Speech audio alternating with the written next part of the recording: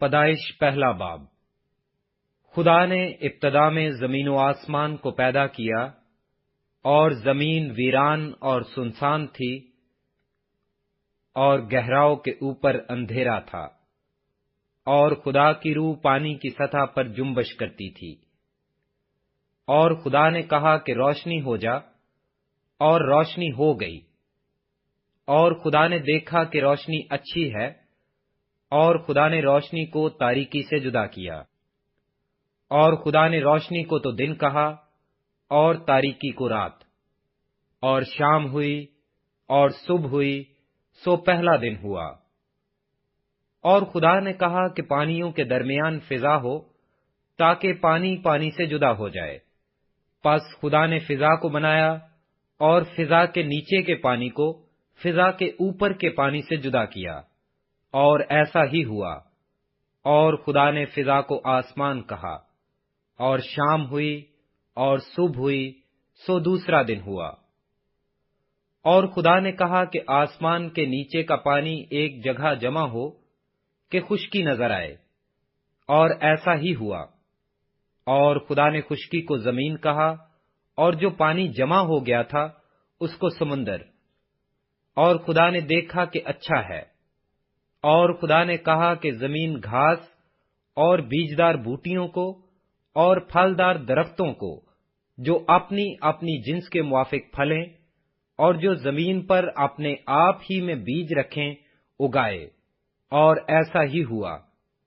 تب زمین نے گھاس اور بوٹیوں کو جو اپنی اپنی جنس کے موافق بیج رکھیں، اور پھلدار درختوں کو جن کے بیج ان کی جنس کے موافق ان میں ہیں، اگایا۔ اور خدا نے دیکھا کہ اچھا ہے۔ اور شام ہوئی، اور صبح ہوئی، سو تیسرا دن ہوا۔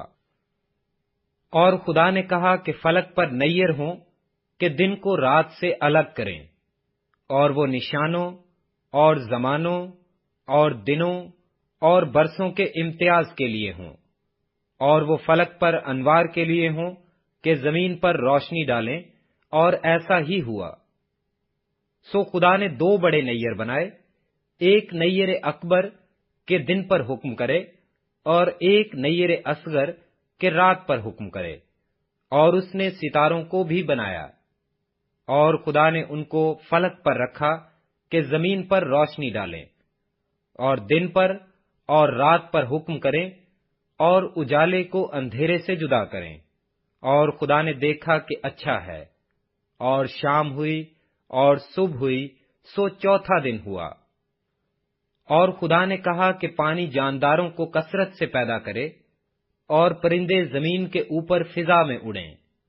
اور خدا نے بڑے بڑے دریائی جانوروں کو اور ہر قسم کے جاندار کو جو پانی سے باکثرت پیدا ہوئے تھے ان کی جنس کے موافق، اور ہر قسم کے پرندوں کو ان کی جنس کے موافق پیدا کیا۔ اور خدا نے دیکھا کہ اچھا ہے۔ اور خدا نے ان کو یہ کہہ کر برکت دی کہ پھلو اور بڑھو، اور ان سمندروں کے پانی کو بھر دو، اور پرندے زمین پر بہت بڑھ جائیں۔ اور شام ہوئی، اور صبح ہوئی، سو پانچواں دن ہوا۔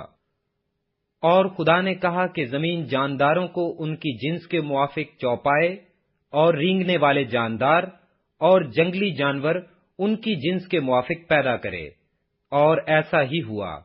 اور خدا نے جنگلی جانوروں اور چوپایوں کو ان کی جنس کے موافق، اور زمین کے رینگنے والے جانداروں کو ان کی جنس کے موافق بنایا۔